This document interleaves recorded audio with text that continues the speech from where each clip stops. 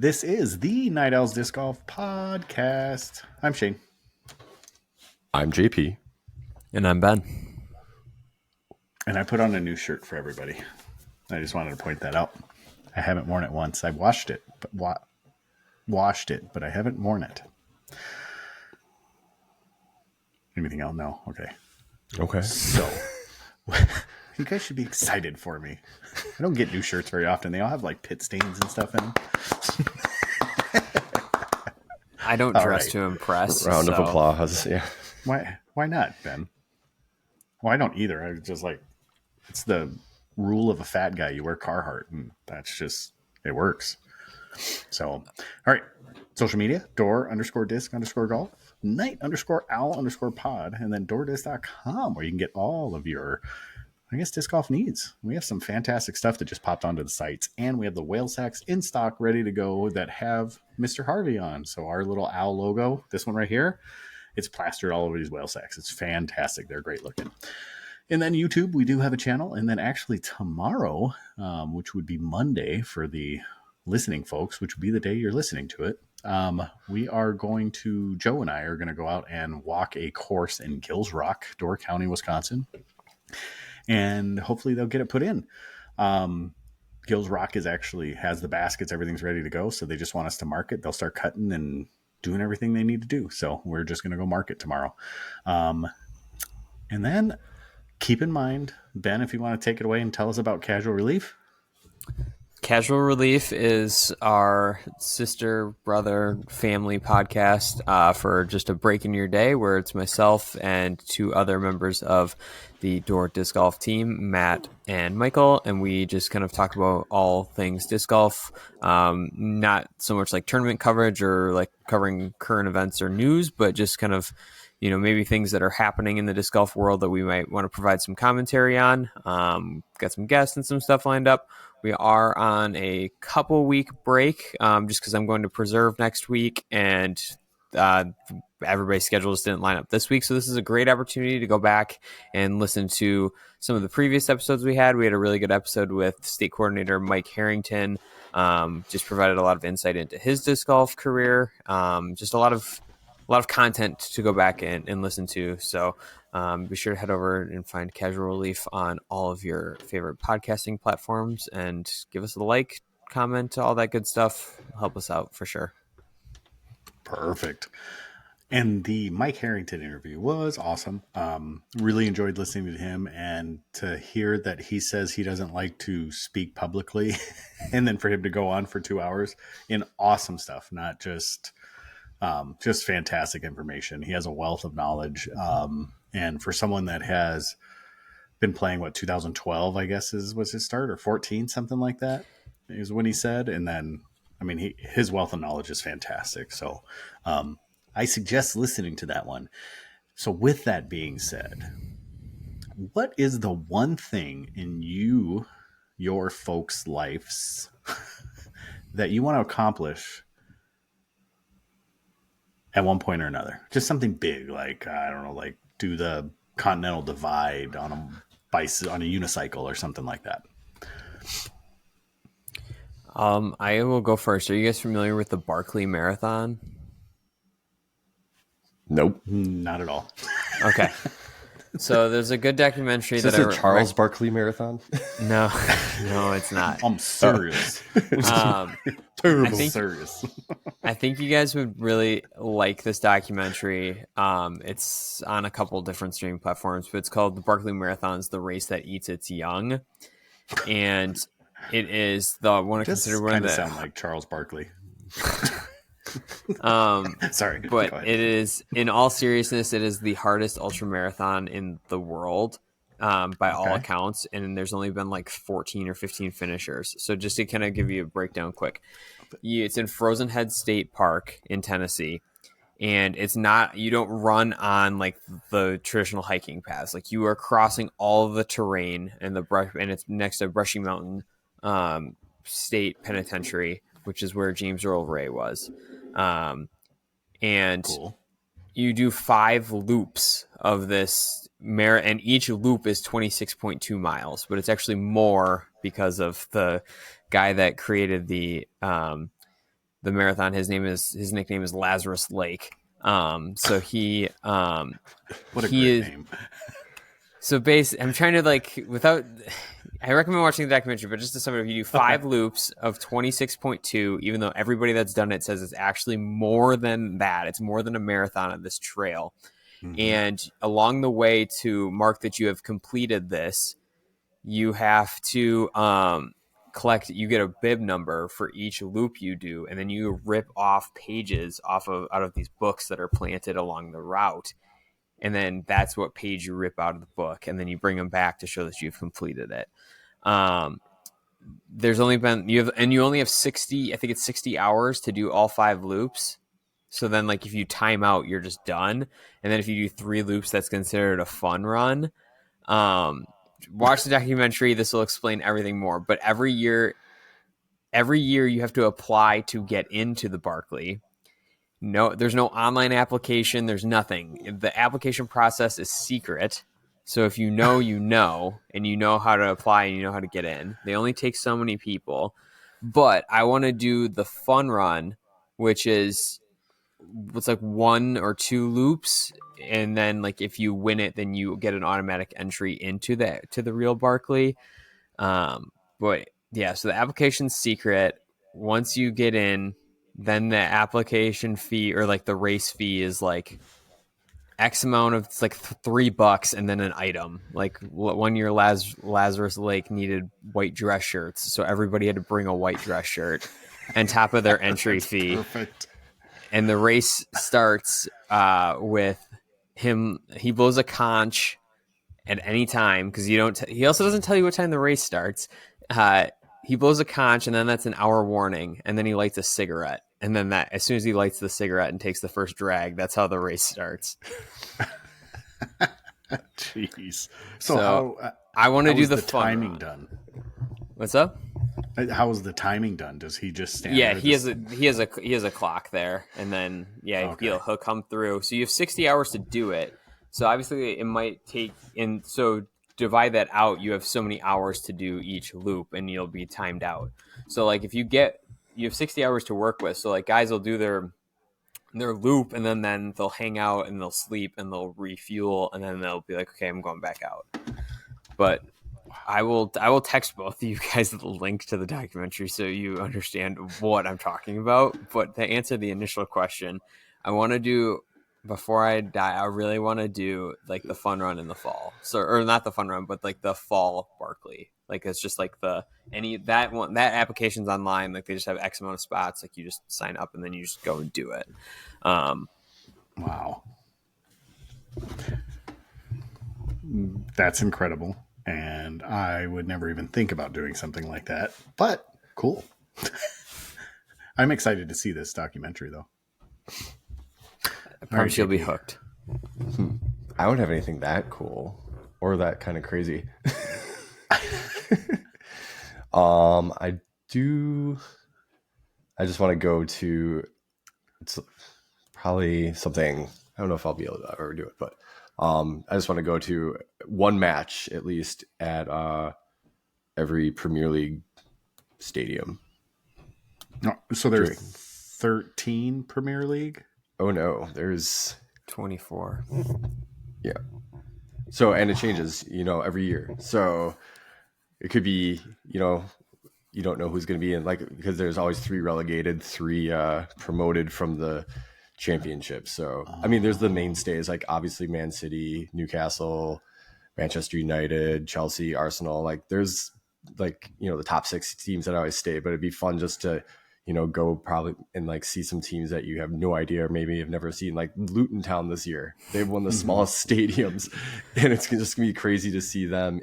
They've been promoted from, I think, League 2, so National League, not even in it's the 4th or 5th tier. I think it's the 4th tier of Premier League of English soccer, and they've moved all the way up to the Premier League this year, which is crazy. So pretty awesome. Will they stand a chance this year? I don't know. It's hard to say, but JP will attest to this. As soon as you make a tier jump, your annual income just increases tenfold because of the TV deals. Yeah. So like they're getting a huge TV deal that they can like afford to bring in some people. But most of that is probably being spent on the stadium renovations, because as of this current moment in time, they can't host a match there because they do not meet any stadium regulations. I don't even know how big their stadium is. It might 13,000. maybe Thursday. Okay, I was gonna say 10. So yeah, wow, that's crazy. Same thing with like Wrexham. They just moved up. I was just gonna ask that. So And they're so Premier they just- League now? No. Okay. They moved up from the National League into like the actual like second tier, and so they're gonna get a significant amount of money moving up this year. And so, yeah, When that'll does be a that big new deal. season come out of Wrexham? I mean, they could be filming it, or they could have filmed it right now, because like the first season is when they officially Ryan Reynolds and Rob took over, and so that was the whole first season was them like getting in, and then this was their second season of them like actually earning promotion and like moving up. So it'll be cool to see when it comes out. Cool. So they're basically a season behind at this point on the Wrexham. Right? Yeah, they'd always be a season behind. Like the full like documentary would detail the whole season and then go into the next season. Cool. So then you got 24 stadiums to visit across Europe and Spain, right? Well, no, just England. The Welsh teams are not good right now. No. Okay. Yeah. Like you Swansea's can not knock in out- there, or I mean, the good news for you is you can knock out both Manchesters, both Merseyside, all of London. yeah, It's all doable. relatively Like close. it's doable. Jeez. So we went on a baseball like stadium tour after college. We went and it was just because one of my good buddies had tickets. His dad got him a bunch of tickets, and on the way home, we just hit a bunch of stadiums. And I thought it was really cool. And I'm not I don't do pro sports very often, like watch them. And I thought it was really cool. And I can imagine going to some of these like really historic places, like these venues that they've had around the fans. I understand that soccer fans are just out of this world. Well, you know what's crazy is today the Cubs were playing baseball I think in London today. I forgot who they were playing. Really? Yeah. And I don't know if it's what really happened is they had some like Premier League mock-ups of the jerseys. I don't know if they actually wore them, but like someone had made some like jersey mock-ups of like actual soccer kits that the Cubs would have worn. I don't know if they actually doing that, but yeah. Now, are they playing an English baseball team, I'm assuming, or are they playing? No, it was they were playing the Cardinals. Oh, geez. Okay, so they're doing kind of like what the NFL did, where they go over for a couple games or something like that. Oh, that's pretty neat. Has baseball always done that? MLB always done that? It's like the third or the fourth year. Okay. Cool. So for me currently, I would say I would like to. I don't necessarily. Well, I mean, obviously, I want to finish it, but I would like to qualify for a Leadville, like the Leadville, at one point. And it's just one of those things. Like it's really far off. I don't know if there's truly a chance that I would ever qualify for a Leadville, but I think it'd be pretty cool if I could do that. The bike race, not the run. So, and that's in Leadville, Colorado, and the course is absolutely grueling. It's a 100-ish mile mountain bike race, like high altitude, just grueling weather, like right in the middle of July or something like that. It's nuts. So it'd be fun. Well, it'd be fun to qualify. I don't know if the race would be fun. It'd be fun once it was over. So that's me. So, all right, well, let's get into this. Ben, I'm going to ask you first. Why do you suck, man? You haven't done this with us yet. Yeah, I don't know if I necessarily suck. I'm just kind of a self-aware individual of what my abilities are, and I try and learn from them from week to week. I'm self-aware in the event, in the sense of that you're gonna have good weeks and you're gonna have bad weeks, and you just try and learn from the bad weeks, and apply them. Currently, what is the reason you suck? I can't putt. Okay. The minis aren't working for you? Switching the minis aren't working for you? Man, we've overhauled the minis about 7 times. Nothing's working. I need to like go find a disc charger somewhere and charge them up. Because I'm Those always work. just hitting band and cage. I'm not hitting good metal. All right. Well, JP, why do you suck? I'm running out of reasons. I mean, there's numerous, but I'm like disc golf wise, I'm running out of reasons why I suck. Maybe not that I suck, but it sucks that I buy discs and I don't throw them. It's for science purposes. Yeah. I don't. No, think I it mean sucks. like I've bought stuff and I just haven't been able to get out and throw them. So that's what's sucky. So it sucks that the disc golf industry is putting out too many discs and you can't keep up. Yeah, something Okay. like that. Yeah. I get that. So I suck because I'm having a severe nose angle issue.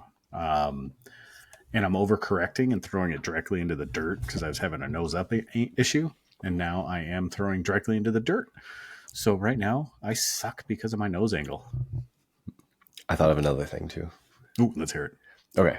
Yesterday, Kevin and Joe invited me out to play and I couldn't go. So that's why I suck. I suck because I don't play. Yeah. No, I was on call. Maisie was at a birthday party and Alyssa was out with Dempsey and Lulu. And she's like, can you be on call so you can go pick Maisie up? I was like, okay. And then I stopped at the shop. They're like, you want to come play with us? I was like, I wish I could, but I can't. Oh. So on call is just like as soon as they're ready to go, then Yeah, you got to go. Okay. exactly. That kind of sucks. Well, with that being said, you said why you suck is because you buy too many discs. Well, let's jump right into thrower, hanger, flipper. What'd you get? What did I get? Oh, I got two. He put up the call to the internet, and the internet gave me suggestions, and I settled on putters because I'm taking my advice from Calvin Heimberg. It's never your fault. Always blame something else. So Perfect. new putters. So after taking the suggestions, the common denominator was all the same plastic, and then I just needed to kind of pick a putter of what I was feeling. So I bought two Flex 1 P1s, and that is Perfect. replacing the butter situation. And by the way, that when I said P2, I meant to put P1 Oh, okay. because I putted with those P1s for a while when I was trying to just break my judge funk. They're good discs, man. They're good putters. Very, very excited to give them a good run. One thing that I have noticed, and I don't know about the Flex one, could I add the Flex 2.5 or the Flex 2, whichever ones they are, and they were not glidey. Like compared to a judge, they weren't that glidey. I don't know. Are you experiencing the same thing? I literally just got them yesterday, so I haven't broken them out yet. But yeah, we'll see what happens. I went Flex 1 because that's the plastic type I prefer to putt with, and I won't probably use these for like a throwing putter or really an approach. I really just like my envy for that, so these will kind of just strictly just be for putting. So Okay. I mean, glide will play a factor into it, but I don't know how much we'll really be able to kind of like pick up on. Sure. But All right, JP. Let's see. I bought 2 of the prototype MD5s.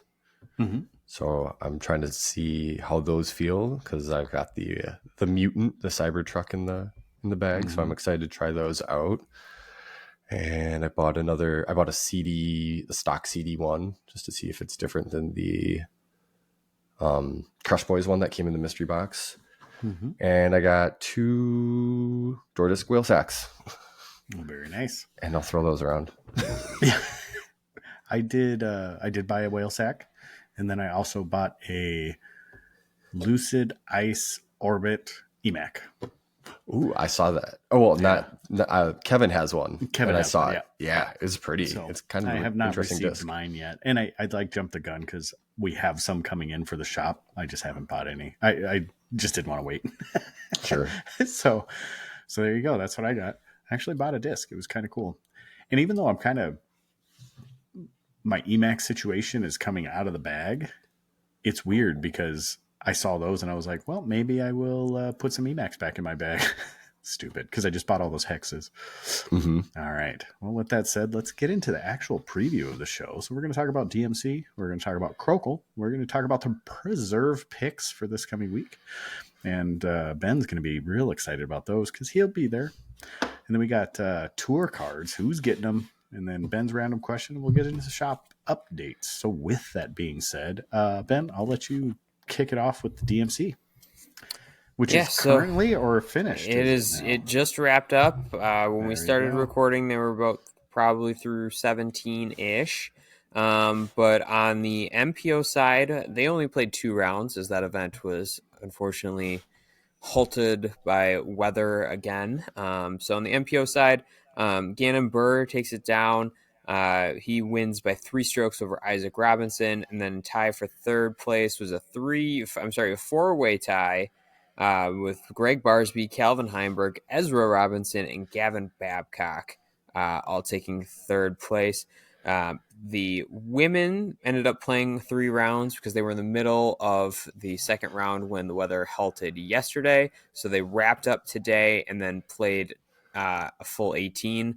So they played 3 rounds. But Kristen Tattar wins by 6 strokes over Missy Gannon, and then a 3-way tie for third place was Jen Allen, Stacy Ronsley, and Macy Vela-Diaz. But notable to mention, tied for 6th place, making a triumphant return to, playing some good golf was Val Mondahano. She came back after, I don't want to call it lackluster DDO, but you could tell she was still just getting in the groove of things and came back pretty strong there. Very nice. And then, like you said, always plagued with weather. Because wasn't last year also, it was like postponed? They had like the tornadoes or something like that. Yeah, last year I remember the men ended up playing 2 full 18s in one day because they were like, that was the whole thing of like, yeah, some of these guys probably haven't done this in like a decade when they were playing B tiers. Yeah. Oh man. All right. Anything else to be said about DMC? Large cash purses. Oh, that's right. With Tattar. Tattar won the 12 and a half? It was, yeah, they had Terry Miller said on the broadcast today that the purses were matched, I believe is what he said. So both winners were taking home $12,500. Wow. And it is the second largest paycheck in Kristen's career. That's awesome. I am desperately trying to find the preserve list for some reason, and I can't find it. So, all right. So, Krohkol. So, really, the only thing I want to talk about Krohkol is Paul Macbeth washed up?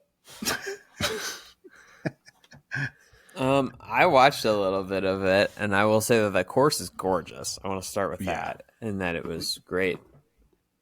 I thought with the delays that at DMC, I ended up putting in some time watching that as well, and it is gorgeous. You're right. But yeah, I don't know if Paul's washed up, but I don't know. I thought like some of the holes were tight, and I thought that, some of them, just like all disc golf courses and all disc golf holes, can, you can kind of see how things get kind of tight or pinched, or, you got to hit lines. So I think that was just kind of on a few holes, that was just kind of some of his downfall was just didn't hit a tight line or a tight gap. But I didn't watch a ton of it, so I do want to just like the little bit I saw where he was giving up strokes was just that he just didn't hit lines. Yeah, because he lost by 1 stroke to Bradley Williams. Is that correct? That's correct. Yeah. So it just seems I don't know, like with him going over there. I know we've kind of beat this horse, so I want to beat it just a little bit more. I don't know if it's quite dead yet. I'm interested to see, and I think we're just going to have to wait for the documentary or whatever the film crew is, or I don't know, Instagram update, whatever it may be. But where is his focus? Because is he just at the point where he is starting to wind down as a player and becoming more of an icon / ambassador? Or do you think it's just he's just not playing well right now?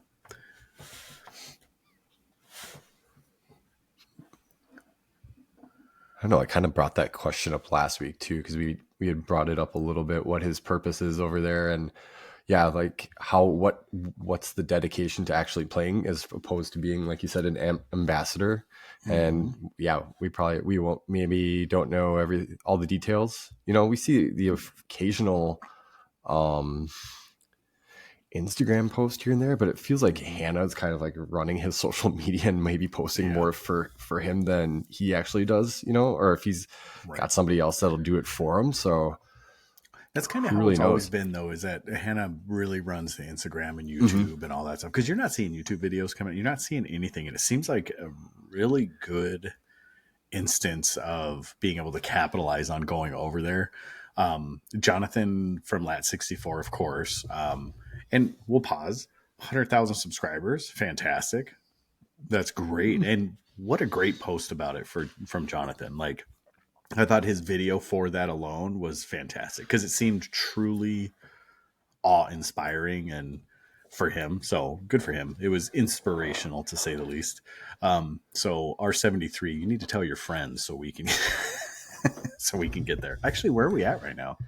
I don't even know where we're at for YouTube. So, but with that being said, I just feel like he's missing out on so much, because if his focus is ambassador and growing and like exposing the sport and, you know, all those things, like, man, he's missing out on the largest part of what he could be doing with it. I know it's boots on the grounds and doing that stuff, but I feel like he's just missing a step.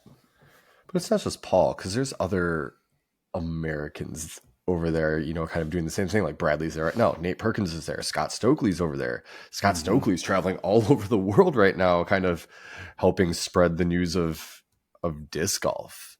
I mean, obviously they're not up at Paul's level, but yeah, you know, there's just other people out there that, I mean, can get the word out beyond him. Yeah. But he's just that icon that he's the magnet. He drives everything. So I don't know. Yeah. You know, and I can understand the burden of Instagram. Like, it's not that I know it, but I can understand it, where it's a chore. I mean, it's a chore to pull out your phone and record things, especially if you're not that type of person that wants to have your phone out all the time. It becomes a chore. I understand that 100%. So maybe that's what it is. Maybe it's just the wrong people in the wrong seats for that. I'm surprised too, because it doesn't seem like Discraft is really posting much about it either. Or I don't know what Paul's reporting back to Discraft, but you don't hear them mention much about it. No, not at all. So maybe there's NDAs and stuff signed with this documentary, and they're just going to wait and hype that up. Because if I remember from maybe a Nick and Matt show from a while ago, it seems like this was going to be like on one of the arms of like Discovery or something, or like some streaming, like a actual, yeah, like it was like Discovery Europe or something. Yeah. So who knows? Yeah. So, all right. Well, that's kind of all I wanted to talk about Paul Macbeth and Krohkol. And so if you have anything else to add, now's the time. If not, we'll get to our preserve picks. All right, on to preserve. So Ben is leaving at 3:30 a.m. Friday morning to get to the preserve, right? Yeah, that's correct. I got about a 5-hour drive ahead of us, and I want to be there to experience all the things and make sure I'm there in time for FPO feature cards. Perfect. Just make sure you bring gloves, because I know there's going to be a lot of Prodigy discs there. So they're the presenting sponsor, but I don't think that they have the same rules that other events do, because Kale's still opening it up for vendors and stuff. So good. Okay, good. All right, so we want to start with preserve picks. We will do 3 male, 3 female, and then, or 3 MPO, 3 FPO, and then we will do a honorable mention, because I've been wanting to do an honorable mention, because I've had in the back of my mind, like, oh, I should pick this person, and then they blow up. and they like, no, I mean, they do awesome. They like go off. And so I want to make sure we get those out there because now when I say their name, they're not going to do well. So JP, why don't you start? Okay. And you can start MPO, FPO, whichever one your heart desires. You know what's awesome is I was looking at Preserve Championship, and there's Me. yeah, sure. No, there's a tournament called the Other Preserve Championship in Holland, Michigan. That's awesome. Excuse me, in August. Yeah, just wanted to throw that out there. I thought that was kind of funny. Okay, so I'm going to start MPO. To win, I'm going to take Calvin. Mm-hmm. Second, because I know he's done well out there, I'm going to take Simon.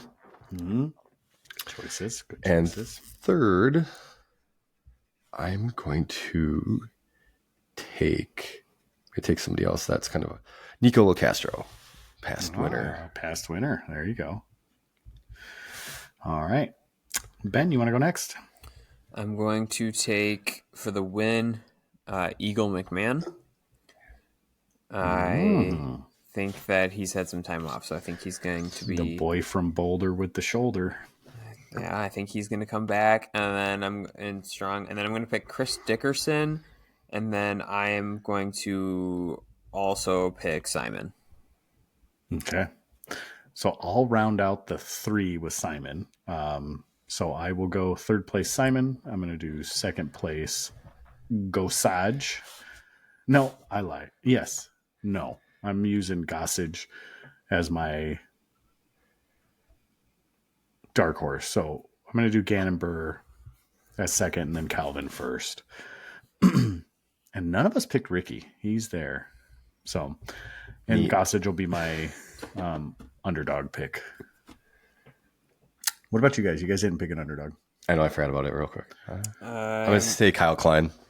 Oh, good choices. Good call. I'm going to pick Corey Ellis. Okay. All right. I'll start with the FAPO. So in third, I am going to take Hansen. Ella Hansen. In second, I am going to Hanley and then Tattar. And then my honorable mention is going to be Haley King. And then whoever wants to go. Ben. Okay, I'll go. I'm gonna pick Kristen Tattar to win. I'm going to pick Ella Hansen to take second, and then I'm going to take Emily Beach to take third, and then my dark horse Juliana Korver. Okay, cool. And All right. JP. I'm going to take Kristen to win. I'm going to take Kat second. Birch or Allen? Katrina Allen. Okay. And then I'm going to take Ella Hansen third. And then not really that dark of a horse, but I'm going to take Macy Valdez as my honorable mention. Not really that dark of a horse. That sounds bad. All right. You said dark horse. Whatever. You guys have one more pick you got to make. I'm playing Black Bear on Monday, and I've set the line at 7.5 over for myself.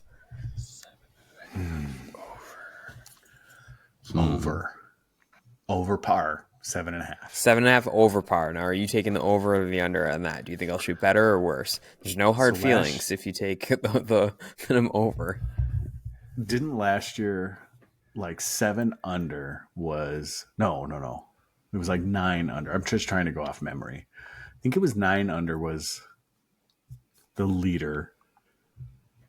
Because overall it was like 30.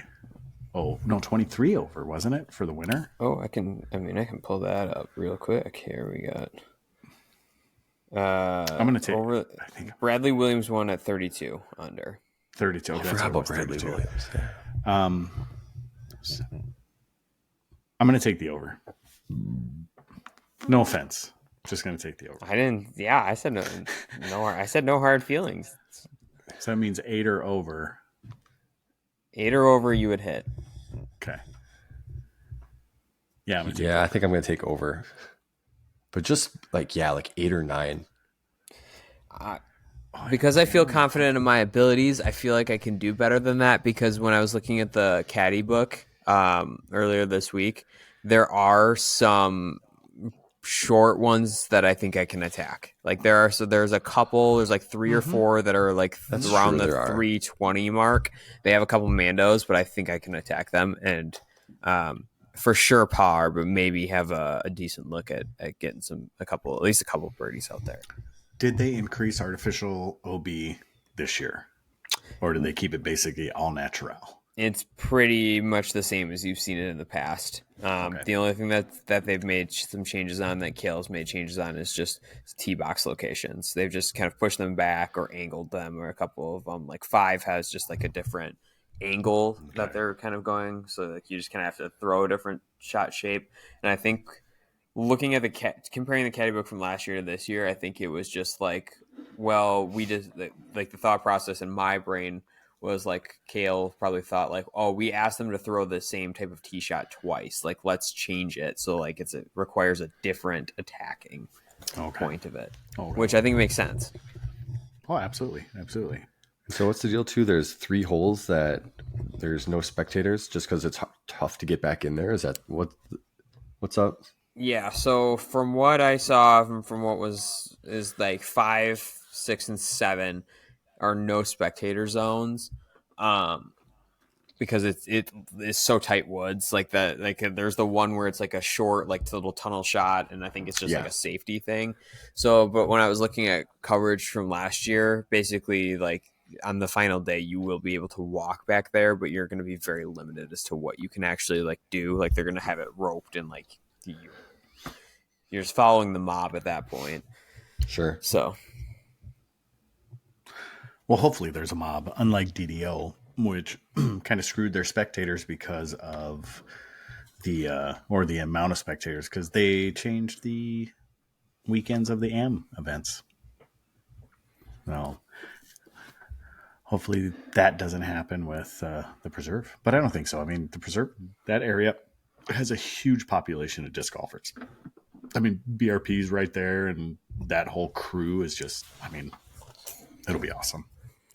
Yeah, I'm genuinely excited. I think like the biggest thing is that this event's drawn well, and there's never been an AM event for it. So it's just, it's purely just spectators. And I've talked to a couple people that have gone in the past before, and they've said like the Fly Mart's really good. All the pros camp on site for this event, so like they'll be there to sell all their stuff. So should be a good time. Good. Awesome. All right, Ben, you want to talk about tour cards and who's going to get them? Let's see who's on the cut line. For sure. Maybe not getting. Yeah. So right now we have basically kind of crossed the halfway point of the season as in terms of where the tour's at, number of Elite Series we've played. So just kind of a good time to reflect and see like where things kind of stand as far as the points go for not only the Tour Championship, but for also who is going to earn a Tour card for next year. So on the MPO side, it'll be the top 80 men will receive a Tour card based on points, and the top 40 on FPO. And then if you are outside of those figures and you finish top 10 on MPO and top 5 for FPO at a major, you'll earn a Tour card. Top 5 and top 3 for Elite Series and Silver Series or Silver Event winners will also earn a Tour card. If you do earn your way into the Tour Championship, you will receive a 2-year exemption, and you will earn a Tour card for both 2024 and 2025. And then still haven't really heard much about how this is being handled, but there's also a series of events that will award you a Tour card of some qualifying events. Haven't seen any of that. But just kind of taking a look at the top list right now, and let's kind of pull out a couple of names that are below the cut line for the Tour card. Chandler Fry, Zach Melton, Johnny McRae, AJ Carey, Clint Calvin, Noah Meinsma, So just these are some guys that are out of that. I know earlier we kind of talked about like guys like Casey White was outside of that line, and he has climbed his way in with some good finishes there. And then just shuffling a bit over to FPO, who might be outside the line, and then so Leah Sinagini is the last person in there. And then if you listen to the previous episode with BJP, my pick of the future, Rachel Turton, is knocking on the door. She's at 41, so she might earn a tour card. But then Val Mandujano she's outside of the line, but she will receive an exemption, more than likely due to injury. So I would for sure think that she'll be there. But Ellen Widboom is outside of that line. That appears to be kind of it as far as kind of notables on the FPO side of things. Okay. So no big upsets as of right now. I mean, they can still come down the line, but as of right now, it's kind of the individuals that you would expect to not be, or you're really not paying attention to them anyways, are the ones that are sitting outside. Correct. I would say just from a local standpoint, Lindsay Fish is kind of climbing up. She could earn a tour card. She's from Two Rivers. Okay. That's great. Then if you guys want, I can just kind of mention where things stand as far as if there's anybody on the cut line for the Tour Championship. Yeah, let's go for it. So on the MPO side, the Tour Championship will be comprised of the top 32 points finishers. If there's somebody outside of the top 32 that has finishes within a certain criteria, basically wins at majors, elites, elite pluses, and playoffs, they will take the spot of the lowest remaining spot on their respective fields. So the notable one is Parker Welk, who just won DDO. He is in 44th right now for points, so he actually will take the lowest remaining spot, so he will bump Robert Burridge, who is in 32nd place. Notables. Parker, is making a splash. He's just like turning it on. It's incredible. Oh, hopefully he can keep it up. Notables outside of that would not, if it ended today, that would not qualify for the Tour Championship: Nico LaCastro, Eric Oakley, Jake Hebenheimer, Drew Gibson, Gavin Rathbun, Andrew Marweed, Albert Tom, Paul Ulibarri, Chandler Kramer, Luke Humphreys, Greg Barsby, Nate Sexton, Cale LaVisca, Jeremy Coling, Thomas Gilbert, Colton Montgomery, Casey White, AJ Carey, but I had mentioned him before. But yeah, so that's pretty much, those are all like the big names that would not qualify, that would earn a tour card, but would not qualify on the MPO side for the Tour Championship. And then top, same criteria as far as finishes and getting in, but the cut line is just a little bit smaller. So top 20 will get in. So outside of that, Holly Finley, Jen Allen, Hannah Quinn, Henna Blomroos, Juliana Corver, Stacey Haas, Madison Walker, Evelina Salonen, Erica Stitchcomb, Cynthia Ricciardi, Caroline Henderson, Kona Montgomery, Paige Shue. Those are all notable names that would not earn themselves a position into the Pro Tour Championship this year. And there's no like final two playoff this year to get in. Like it's just a straight cut. Okay. So do you think it is time that they expand the field, or because think about all those notable names that are not making it. Do you think it's time that they expand the field, or is it to keep it that elite is important? I think it's good that you keep it the elite, just because then your payout makes it a true elite championship. Because if you open the field, then based on how they structure it, then you're just more people are getting cash. Right. All right. Well, cool. Thanks for those updates. Now we get to go right back to you, Ben. You got a random question for us this week? Yeah. What's the strangest thing in your fridge right now? Huh. Kippered snacks. Are you familiar with what those are? I'm not. They're Nope. smoked canned sardines. They're like the little like tins, and you like roll the lid off. Mm-hmm. And yeah, the smoked canned sardines. So someone gave it to us, and I love smoked oysters.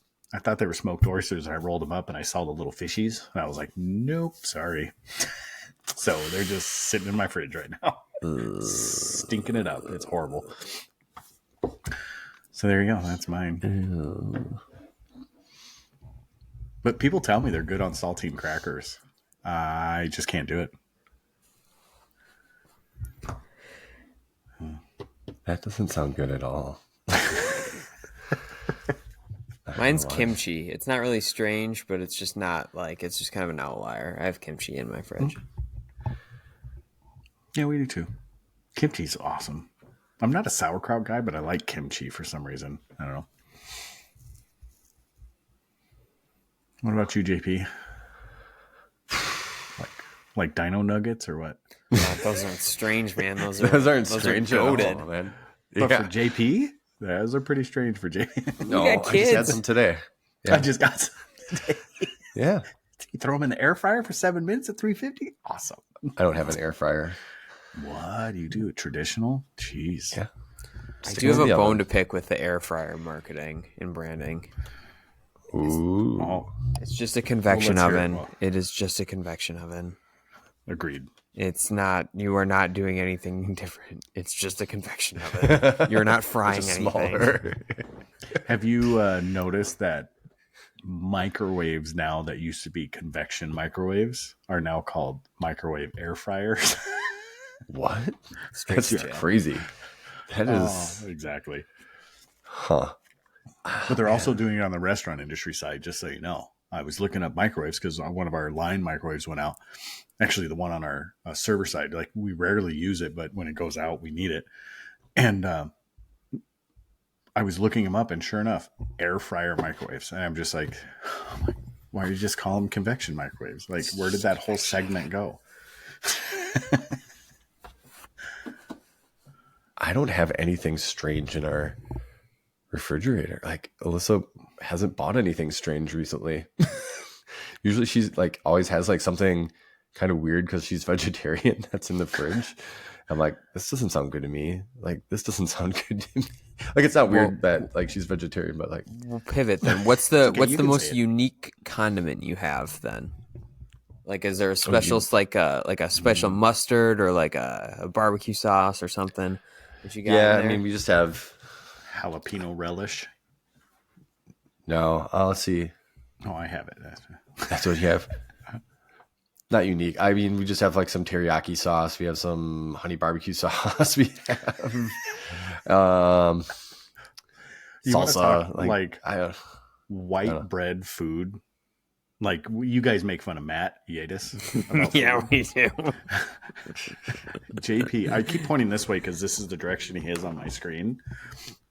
JP is very white bread when it comes to food. I like JP, do you want to come have pho with us? Have what? Pho. Pho? pho. Yeah. You've never What's had pho? No, I don't think I have. Oh, it's Vietnamese rice noodle soup with consomme broth, and it has beef meatballs and rib. We'll take you to Pho Lodge because they're an unofficial official sponsor of Casual Relief because we usually end up going there before we record the episode. So we'll take you there. It's the only place you need to go for pho. It's like really fancy ramen. Shane, I hate don't soup. even do that.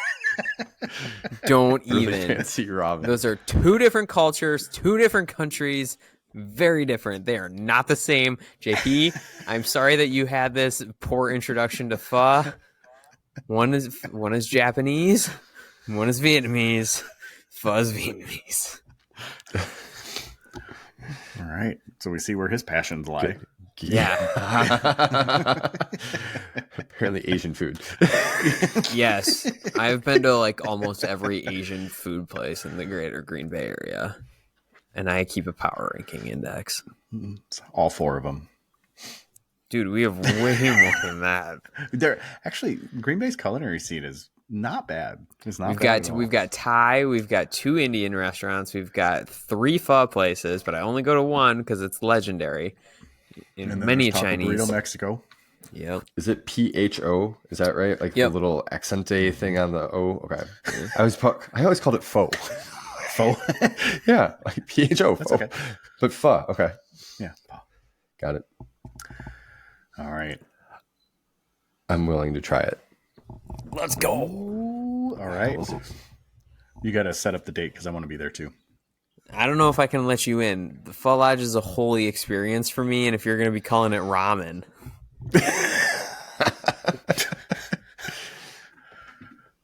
Wow, I feel so slighted. And you text Matt and Michael right now, and you let them know. They'll let you know my experiences and the way that I feel about Pho Lodge. All right. So speaking of pho, how about we get to what we're bringing into the shop? Not pho. Pho. You heard it here first. Door Disc Golf is going to start selling pho out of the back. No. That'd be awesome. Have a little something in the back, like at least a grill. So where the Wisco Disco or Wisco Wares is now, Yeah. there was going to be a smoothie / ASEA shop there, but then they opened one down the street, and the lady bailed on it because they where? opened one behind. It's called Beach Bowl. It's behind Hydeside, like on the corner there. Oh, Dude, I do enjoy a good acai bowl. wait, like high side, like the boutique, or like the one that's down at like Founders Square? Founders Square. Okay. Yeah. So it's right behind that. It's where I don't remember what it used to be. Like It used to be the beach store. yeah, like Beach Whatever. Body or Beach, Yeah, something whatever, like Beads that. or something. Yeah.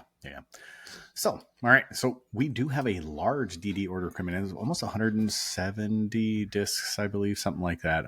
But it does have some of the Lucid Orbit or Lucid Ice Orbit, some of those things. We did get a huge Zing Mini order in.